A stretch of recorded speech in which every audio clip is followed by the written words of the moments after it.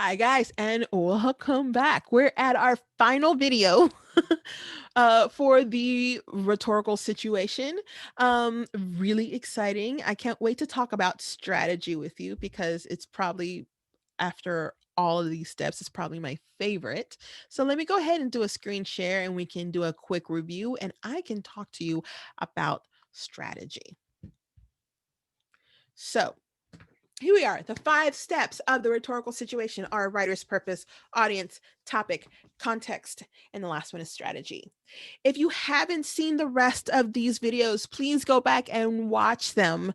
Please go back and look at them. Have some questions, please, and send them my way so I can send you the wonderful answers to them. Last video, we talked about context and we talked about what that is. And we talked about how it's kind of a moving target depending on what rhetoric you are engaging with, whether it's a short story, a poem, or an essay. Well, let's talk about strategy here. Strategy is the final step of the rhetorical situation, and strategy is probably the longest. You would think that it is topic because you have to do a little mini research, but not really, because strategy is where a lot of this stuff that you're going to talk about in, say, a journal or in a research paper is coming from. So strategy is the heart of it. You've got to get through all 4 steps to get to strategy, because this is the how this argument is made. This is really about technique, and how the techniques are put together to make an argument, right? So this is where you use the elements. Now, when we go through in our semesters, whether you're in regular 1302 or in honors, we're going to learn the elements of things. Each type of writing has their own elements, and that's the things that are put together that kind of make the thing, right? So you have the elements of argument, which are used on essays or anything nonfiction. So letters, speeches as well, right? You have under strategy also the elements of fiction, which is only used on like short story or anything with a narrative. So um if you're in my regular 1302, we're going to go through monstrous this semester. Part of monstrous is elements of fiction because there actually is a story there, a narrative. And when I say narrative, I mean there's a beginning, a middle, and an end. It tells a story. Once upon a time, this happened, and this happened, and this happened, and they lived happily ever after. So we're talking about the elements of fiction, and it has like an arc, a story arc. It has, you may have seen this situation happening, right? Like you have this one, you have rising action, you have the climax, right? And then you have falling action and then resolution, um, which is what narrative has. So the elements of fiction, when we talk about the elements of fiction, there are 5 plus a couple of figurative language things. We will talk about that, but I will not give you the 5 elements of fiction right now.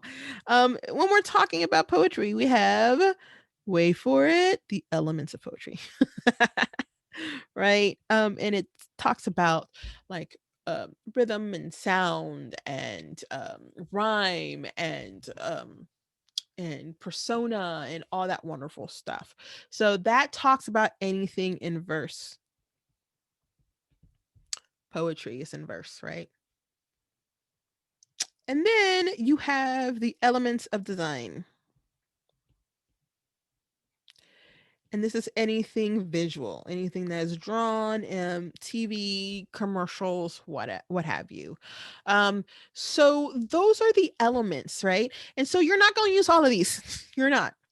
You're going to determine what you're actually engaging with when we're talking about this rhetoric that you're engaging with. So something like something like letter from Birmingham jail, which has been the example through this entire process, right?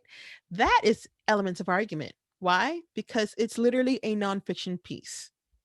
So you will only use the elements of argument. Now, if you're doing a short story, you're just going to use the elements of fiction. If you're just using the elements, if you're using a poem, say, I will never ask you to do this, but Emily Dickinson's poetry, you'll use the elements of poetry. You're not going to use the elements of nonfiction, right? If I'm saying, please talk about this particular commercial, right? Maybe it's like a Subway commercial, like the $5 foot long commercial is one of my favorites to talk about. You'll use the visuals, right? You use the elements of design. You'll talk about size and shape and things that are relation to each other, and space and line and all that, and shading and hue and all that. So that is what strategy is, and why it takes so long is because each of these have their own little steps. That's why it takes so long. So like elements of argument, there are 8. Fiction, there are 5. I'm gonna say 5 plus because then there's some other things depending on what's going on. Then you have elements of poetry. I believe there are 6 or 7. And then elements of design, there are 8 as well, I think, here as well. So each of these have their own little steps that you've got to go through, but they're more like find examples of these type of situation, right? So that's why this takes so long. And this is also, I'm going to put a star next to this, the money step, right? Because if you are doing the journals in my regular 1302, you have a section where you literally have to analyze something, right? And if you're doing something like the elements of argument, of which there are 8, and you find examples of all 8, and you find that this is how Dr. King or whoever is creating this argument, then you can say, all right, well, I'm going to choose audience, which is an element of argument, as you will soon find out. I'm going to use argument and appeals, right? You're going to choose those 2 things that you need for that journal, and you have your examples already. I hear angels singing. Do you hear angels singing of how easy now this has been made for you? Right. Okay. So strategy is awesome. But strategy is where you should spend a lot of time. So topic is where you spend a lot of time, and strategy is where you spend a lot of time. And when we talk about strategy, the whole gamut, the whole rhetorical situation, remember, here is what the goal is. The goal of the rhetorical situation is how the argument is made. That's goal 1. Goal 2 is what actually is the argument?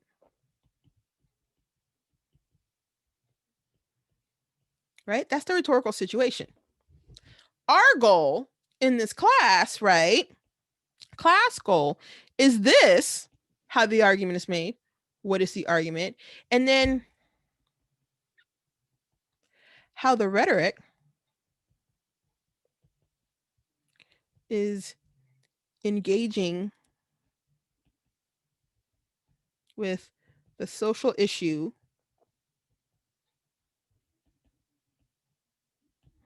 topic around it. Right?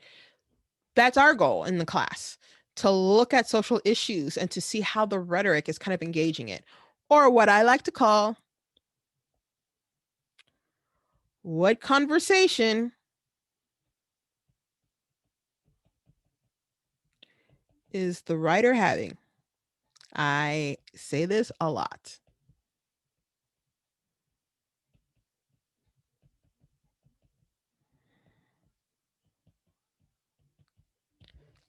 That's it. Goal of the class, right? That's it.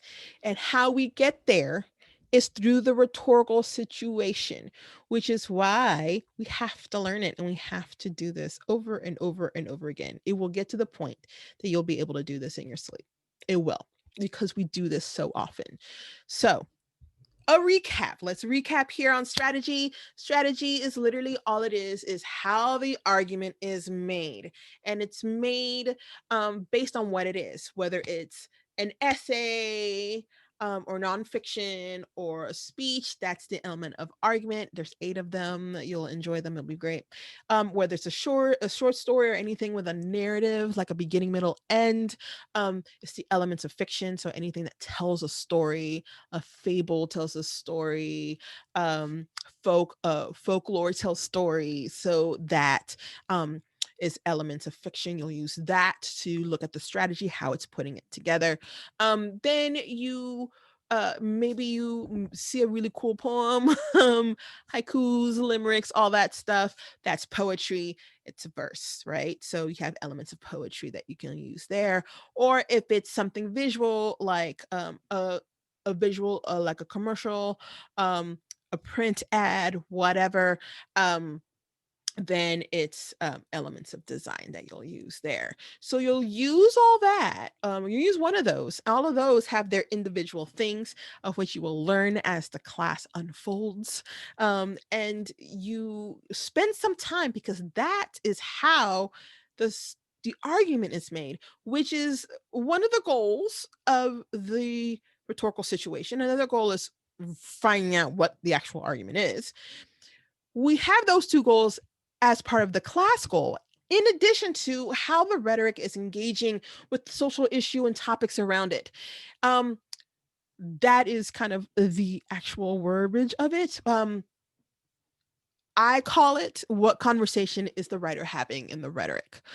So what conversations is the writer having now? What is he or she is engaging with? Which topic comes in with that as well. So I hope that you understand or have understood with the intricacies of the rhetorical situation, why we do this over and over again, what the goal is, and why we do this, right?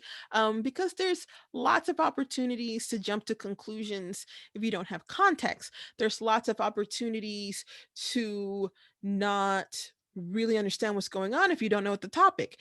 There's lots of things of misconstruing things if you don't know what the argument is and how it's put together, right? So there's lots of opportunity here with the rhetorical situation to do some really good work, which is always the goal.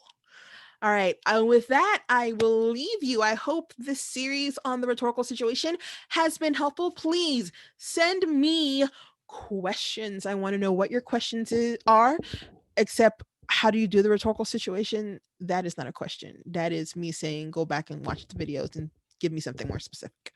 So, with this, I will leave you, and please do send me your questions.